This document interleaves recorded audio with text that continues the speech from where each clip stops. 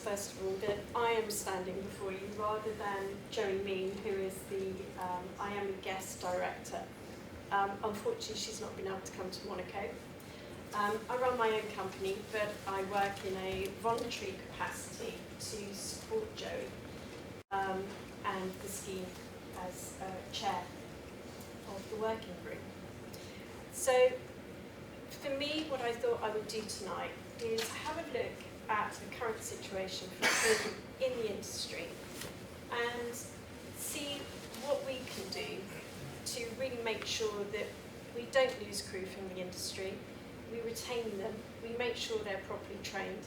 But I think, going back to what you said, Luca, we make sure that people are actually properly prepared and are also going to have long-term careers. So, at the moment, there's lots of figures out there, but it's pretty good in the industry. Nearly 9,000 yachts overnight, 24 weeks in the sector, over 1,000 record numbers of yachts in build and on the build books at the moment, and over 100 current yacht crew in the industry. There is a predicted shortfall, depending on where you look at the figures, of up to 40,000 crew in the next 5 years, just to meet the needs of the yachts that are going to be built. Of course, when they say that, what they mean is they need 40,000 experienced crew. They don't need 40,000 green crew.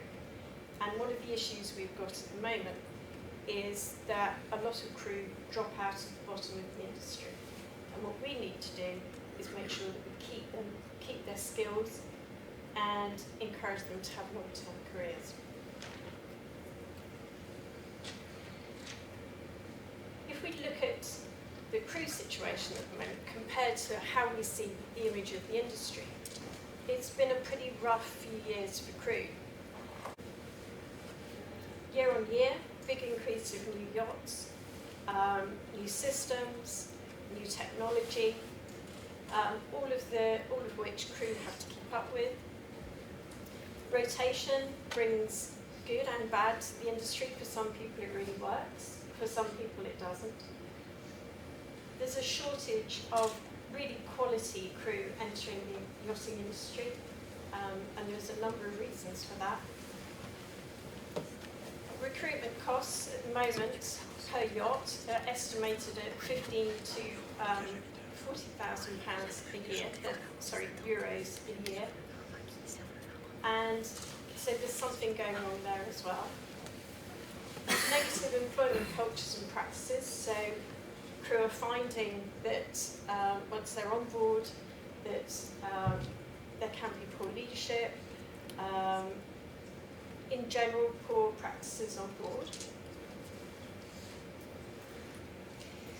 So I thought what we'd do, I'm very grateful to Karen from Impact Crew. Last year, she put a survey out into the industry to over 300 different yachts. And she was really interested in looking at what actually makes people leave, what makes people walk away from a boat. Is it because it's the snowflake generation and people don't want to commit, or are there real reasons behind it? I think most people would be forgiven for thinking it's all about money, but the figures show that that is very different. The real figures that came out is that the majority of people who move on from yachts, who don't stay on board, is because of poor leadership, because of poor management, line management, which makes their job unhappy and the yacht untenable to work on. Tim Clark of Key Crew put together a survey last year, and he looked at the top 5 reasons for crew leaving a vessel. 62% went for burnout and fatigue. So long periods at sea, long periods on charter, these are all things that for all of us that have worked in the industry for years, we take for granted. But they're not getting any better, and people are getting exhausted, and people are also losing the passion that made them want to work on the boat in the first place. 59% crew tension and politics. We all know about politics on boats, it's a hothouse atmosphere, but it can become too much if it's not properly managed. 42% poor leadership, 40% lack of support, and 35% low morale amongst crew. So if these are the problems, and that's just a very quick overview of how crew feel, then there must be something that can be done to rectify that. And I think if the industry is demanding crew who have excellent skills, excellent training, and good experience, then we need to actually invest in developing that. Mandatory training obviously has its place and is absolutely vital for the industry. But I think the biggest change that I've seen in the last 5 years is the interest in people wanting to educate themselves beyond their COCs, beyond what they see as having to do simply to get that ticket. Being a safe and ticketed crew member is vitally important, but those courses don't teach you all of the other skills that you need to run a yacht. And also, I think people find that once they've got their CACs, they want to carry on learning, and they are looking for courses and training and professional development that means that they are better at their job and they're continuing to learn. 5 minutes. So, what do we need? We need foundation training that properly equips people, not just in the skills that they need to get started in the industry. They don't need to be overqualified and underexperienced, but what they do need is to understand fully the industry that they're going into. They need to appreciate what's going to be demanded of them, and they need to be prepared. We need to grow the new generation of yacht crew, so it's not enough to expect that they're going to keep turning up, that they're going to come and turn up with the crew agents or turn up on the dock. Someone, somewhere, all of us have to start going right back to the start and talking to people about this as a career. We need to support onboard crew advancement and training to transition from ship to shore. One of the biggest issues that I talk to crew about is that they feel that they are experts in their field, but how do they actually take that expertise to then move ashore and have a career beyond their seagoing career? Enable CPD opportunities across the sector, and also provide training that actually works for people who work on board. So they don't have to use their holidays, they don't have to take leave to actually go and train, but they can do this whilst they're on board, online, distance learning, blended learning, whatever works for them. The guest program this year has gone through a rebranding, so we have changed our name slightly. The acronym has stayed the same, but we are now the guidelines for excellence in Superyacht Training. We used to be interior, now it's Superyacht. And that's really because just through the growth of what we've been doing over the last few years, we have found that the courses that we've been running have increasingly been attended by crew members from all departments who were seeking training that was going to enrich them. So we now feel that the work we are doing is really across the board. So as a quick overview, we do the entry-level yacht crews, so we are still training and providing programs for training providers for interior crew, taking them right from the very basics and into their first role. Yacht hospitality and services, taking people from their first roles and onto more long-term roles on the interior. And then we're looking at yacht heads of department, so preparing individuals for management positions, upskilling management and expertise skills, and proficiency in accounting and administration. One of our most popular courses in the last few years has been the Yacht Purser and Administration course, which is also attended, I think, as you would say, by members of the Bridge team as well, who found the content of the course absolutely invaluable. So, transferable skills for career advancement. We're now dealing with yacht leadership. We have 3 different training providers who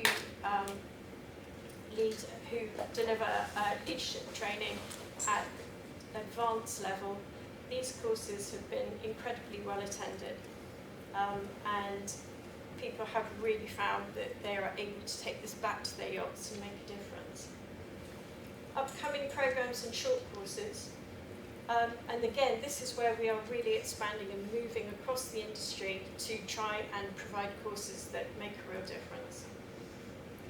At the moment, we've got Yacht Owner Representative course, Yacht Interior New Build and Refit, Yacht Administration Officer. That one in particular looking at providing the business skills and all of the other skills you need on the bridge other than your mandatory maritime training. We're also, as was mentioned earlier, looking at audio, AV and IT courses, and luxury food specialist training. So essentially, what we're trying to do is make sure that crew are prepared with the right level of knowledge and expectations at the start of their careers, that they can build skills and knowledge to fill the gaps in professional qualifications up to senior level. They can gain recognition for their expertise and contribution. They can enhance their employability. And they can achieve excellence in their current role and gain transferable skills for their future career. For the owner and the guests, employ crew who consistently deliver the ultimate onboard owner-guest experience, achieve beyond expected levels of service, and effectively protect, maintain expensive assets and reduce long-term costs of turnover. For the industry itself, and a few people have said this tonight, it's not about blaming anybody, but I think it is time that we properly invest in crew. It is expected that there will be a constant stream coming through, that people will pay for their own training, and there is a consistent surprise, I think, that people do drop out and don't last for long careers. People should have long, successful careers in the industry. There's no reason why they can't. But they need supporting to do that. They need to work on equitable, safe, professional boats. They need to be given the time to train. They need to be valued, and it needs to be understood that people need a good life-work balance. So, change needs to come down from the top, but it also needs to come up from the bottom. People coming into the industry have to understand what it is they're coming into, but from the top, we need to understand that we need to value and help crew to train and become the best they can be. And ultimately, every day needs to be a school day. Once you've got your COCs, it's not the point to stop. That's the point at which just carry on learning, carry on developing yourself and your skills. And in the so crew can go beyond their COCs.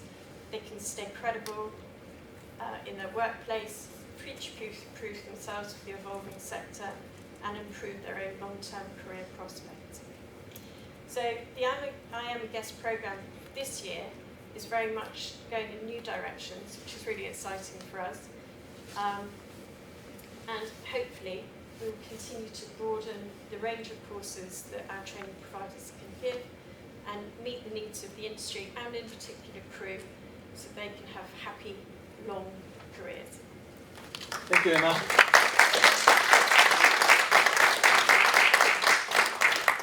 I think